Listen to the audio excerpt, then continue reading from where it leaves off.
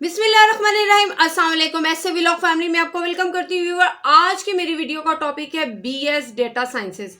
इस पर बात करने से पहले मैं आपको कहूंगी कि ऐसे व्लॉग फैमिली को सब्सक्राइब करें और सब्सक्राइब करने के साथ बेल आइकन का बटन दबाना बिल्कुल मत भूलिएगा, ताकि एजुकेशन से, जॉब से, जनरल इंफॉर्मेशन आप तक पहुंचती रहे।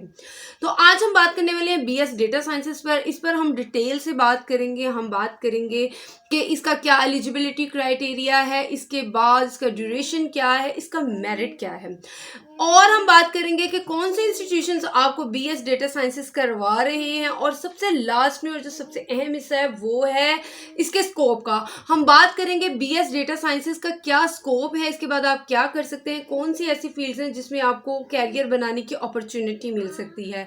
तो व्यूअर्स, मैं आपको बताती चलूं कि बीएस डेटा साइंसेस बहुत अहम सब्जेक्ट है, बहुत अहम बीएस है, ना सिर्फ मौजूदा दौर में बल्कि आने वाले दौर में बीएस डेटा साइंसेस का जो स्टूडेंट है वो कभी भी जॉबलेस नहीं होगा, उसका बहुत ज़्यादा स्कोप है।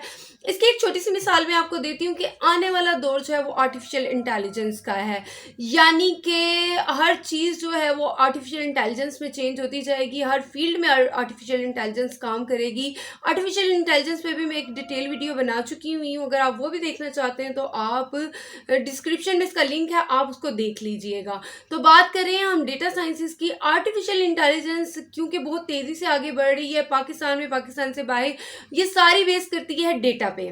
इसमें डेटा को ही कलेक्ट करना होता है, देना होता है। आर्टिफिशियल इंटेलिजेंस की बेस ही डेटा है। तो इस तरह आप देख सकते हैं कि जिस तरह आर्टिफिशियल इंटेलिजेंस बहुत तेज़ी से काम कर रही है, तो इसमें काम करने के लिए जिन लोगों की ज़रूरत है उसमें बीएस डेटा साइंसेस के स्टूडेंट्स की बहुत ज़्यादा ज़रूरत पड़ने वाली है, और वो कभी भी जॉबलेस नहीं होंगे आने वाले दौर में, जबकि बहुत सारी ऐसी फील्ड्स जहाँ के इंसानों की जगह मशीनें ले लेंगे, लेकिन डेटा साइंसेस के स्टूडेंट्स जो हैं वो ज़रूर जो है वो जॉब उनके लिए अपॉर्चुनिटी होगी।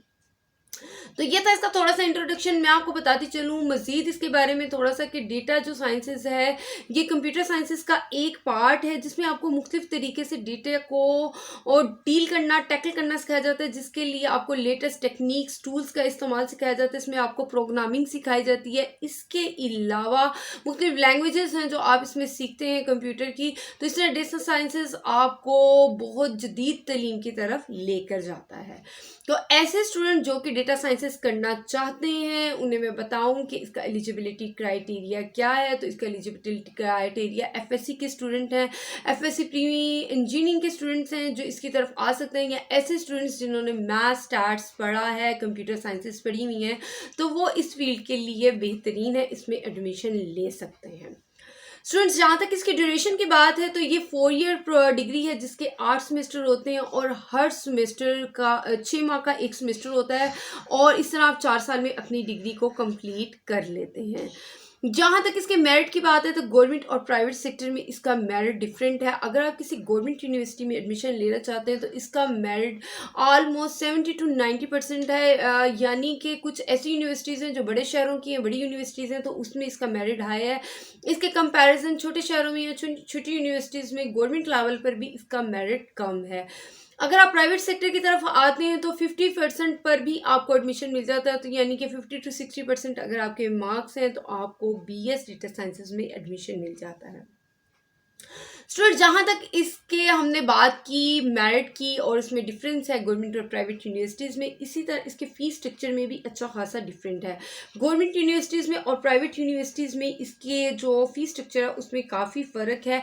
अगर आप किसी गवर्नमेंट यूनिवर्सिटी से जो है डेटा साइंसेस करते हैं तो आपका पर सेमेस्टर का जो एक्सपेंस है वो मिनिमम 40,000 है, जबकि आप किसी प्राइवेट यूनिवर्सिटी से अपना बीएस डेटा साइंसेस कंप्लीट करते हैं तो इसका जो एक्सपेंस है वो 50 to 60% थाउजेंड जो है वो मिनिमम पर सेमेस्टर हो सकता है।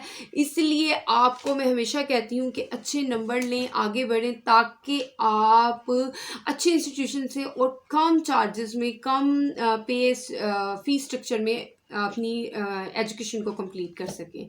तो ये तो था इसका फीस स्ट्रक्चर, इसका मेरिट, इसका इंट्रोडक्शन और एलिजिबिलिटी क्राइटेरिया। अब मैं आपसे डिस्कस करने लगी हूँ कि कौन से ऐसे इंस्टीट्यूशंस हैं जो आपको बीएस डेटा साइंसेस ऑफर कर रहे हैं।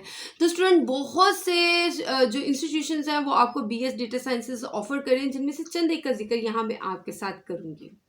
जिनमें सबसे पहले है पंजाब यूनिवर्सिटी लाहौर, इसके अलावा superior university Lahore, Minhaj university Lahore और इसके अलावा CPU जो है लाहौर। इनमें से आप किसी यूनिवर्सिटी में जो है एडमिशन ले सकते हैं।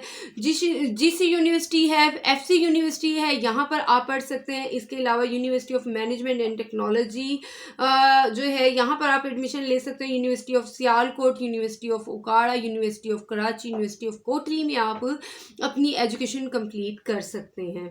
इसके अलावा इस्लामिया यूनिवर्सिटी भावलपुर है, Quaid Azam university of engineering and engineering sciences है, यहाँ से आप अपनी जो है एजुकेशन कंप्लीट कर सकते हैं, नेट से कर सकते हैं। University of engineering and technology Peshawar से आप BS डेटा साइंसेज कर सकते हैं। तो स्टूडेंट्स, ये थी चंद एक यूनिवर्सिटीज़ जिनका जिक्र मैंने आपके साथ किया। इसके अलावा भी बेशुमार यूनिवर्सिटीज़ हैं जो आपको BS डेटा साइंसेज ऑफर कर रही हैं। अब हम बात करते हैं स्कोप पर। जैसा कि मैंने आपको वीडियो के शुरू में बताया, एक एग्जांपल दी कि BS डेटा साइंसेस ना सिर्फ मौजूदा दौर में बल्कि आने वाले दौर में भी बहुत ज़्यादा स्कोप रखता है, जिसकी रीज़न है कि हर चीज़ जो है वो डेटा पे इंसहार करती है, हर चीज़ डेटा पे मबनी है। आप जिस भी मर्जी फील्ड में जाएं, जिस मर्जी काम को देखें, हर एक के पास एक डेटा होता है। वो ओल्ड फैशन तरीका ख़त्म हो गया जब रजिस्टर्स में, कॉपीज़ में डेटा लिखा जाता था। अब जो डेटा है वो कंप्यूटराइज्ड होता है, उसको अरेंज करना और उसके साथ मज़ीद जो एनालिसिस करना और उसको यूज़ करते हुए अपनी प्रोडक्ट को या अपनी कंपनी को या अपनी फैक्ट्री को या जिस भी फील्ड में आप डेटा को इस्तेमाल कर रहे हैं उससे बेहतर नताइज हासिल करना जो है एक BS डेटा साइंसेस के स्टूडेंट का काम है। तो आप BS डेटा साइंसेस में डिफरेंट डेजिग्नेशंस पे काम कर सकते हैं। आपको जॉब मिलती है as a data scientist, as a data analysis, as a data consultant, as a research scientist. आप जो है डेटा इंजीनियर के तौर पर काम करते हैं, डेटा आर्किटेक्ट के तौर पर काम करते हैं, डेटा एनालिटिक के तौर पर भी आप जो है काम करते हैं। तो ये डिफरेंट डेजिग्नेशंस हैं जिन पर आप काम करते हैं। अब बात करते हैं कि ऐसी कौन सी फील्ड्स हैं जहाँ पर आपको जॉब मिलती है। तो आपको बहुत सारी फील्ड्स में जॉब मिलती है, आपको हर फील्ड में जॉब मिल सकती है क्योंकि हर फील्ड में डेटा होता है।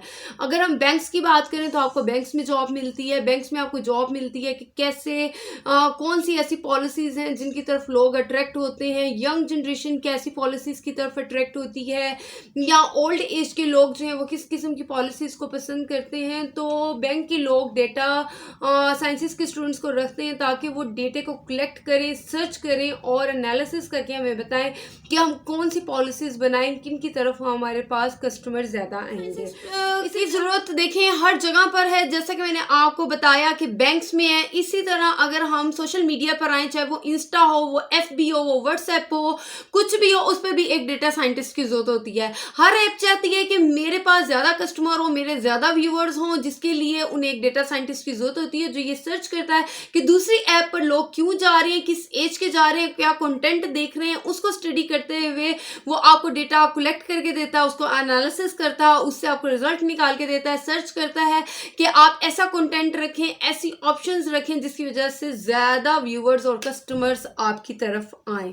इसी तरह बिजनेसमैन भी जो है वो डेटा साइंटिस्ट को हायर करते हैं ताकि उन्हें पता चल सके कि मार्केट में किस प्रोडक्ट की ज़्यादा मांग है, कौन सी प्रोडक्ट लॉन्च करनी चाहिए, बनानी चाहिए। इंपोर्ट एक्सपोर्ट में भी ये डेटा साइंटिस्ट बहुत ज़्यादा आपको हेल्प आउट करते हैं।